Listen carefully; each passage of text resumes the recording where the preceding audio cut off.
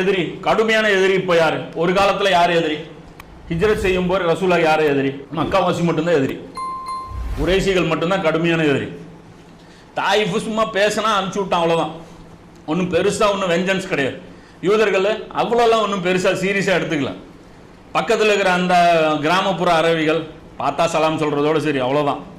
எந்த ஒரு அதுக்கு மேலே ஹாய் ஹலோங்கிற லெவலில் தான் ரசூலாவுக்கு, வேற எந்த ஒரு எதிர்ப்பும் கிடையாது. ஆனால் அகல் போருக்கு அப்புறம் அட்டெம்ப்ட் ட்ரை பண்ணி அந்த கோபத்தில் இருக்கிறாங்க, புரியுங்களா? வந்து எல்லாரும் கூட்டணி வந்து பயங்கரமான அவங்களுக்கு ஆசை வார்த்தைகள் சொல்லி குறைஷி சொல்கிறான், இந்த டிபார்ட்மெண்ட் நீ பார்த்துக்கோ, நீ ஜெயிச்சினா மதீனா ஒன்றுது, என்ன உஹது ஒன்றுது, பத்ர் என்னதுன்னு இப்படி பிரித்து எல்லாம் வரும்போது இந்த பலம் வந்து இவங்களுக்கு ஃபெயிலியர் ஆயிடுச்சு.